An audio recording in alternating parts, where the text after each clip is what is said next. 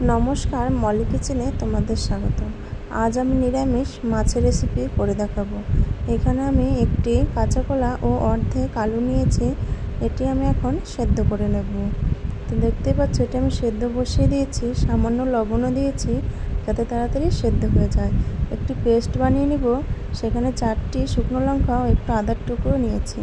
আর আমার আলু ও কাঁচা কলাটি সেদ্ধও হয়ে গেছে। এর মধ্যে সামান্য হলুদ গুঁড়ো ও জিরে গুঁড়ো, ধনে গুঁড়ো, লঙ্কা গুঁড়ো ও 2 চা চামচ কর্নফ্লাওয়ার ও স্বাদমতো লবণ ও 2 চা চামচ বেসন দিয়ে ও হাফ চা চামচ মিট মশলা দিয়ে আমি এটা মাখিয়ে নিয়েছি। মাখিয়ে নিয়ে এবার আমি হাতে তেল মেখে আমি এটা মাছের পিসের আকারে শেপ করে নিয়েছি।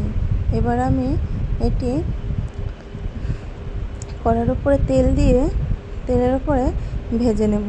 দেখেছো একদমই মনে হচ্ছে মাছের পিসগুলো আমি ভেজেছি।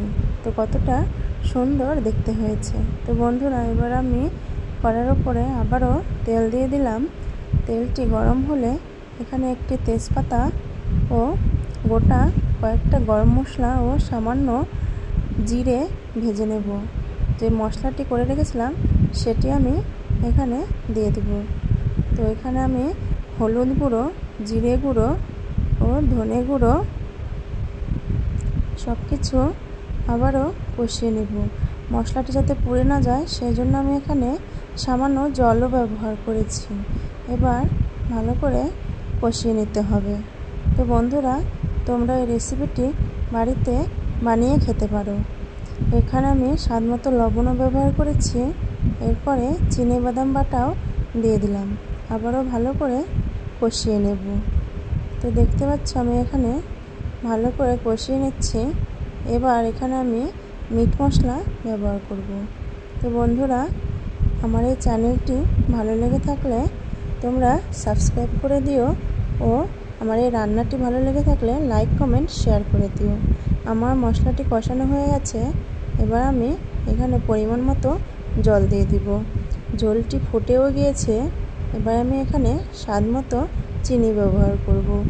চিনি দিয়ে এবার ভেজে রাখা মাছগুলো আমি দিয়ে দেব। তো বন্ধুরা মাছগুলো আমি দিয়ে দিয়েছি। এবার কিছুক্ষণ ঢেকে রাখবো। দেখতেই পাচ্ছ ঢাকনাটা খুলে দিয়েছি। কতটা সুন্দর দেখতে হয়েছে। যেমনটা সুন্দর দেখতে হয়েছে তেমনটা কিন্তু খেতেও হয়েছে।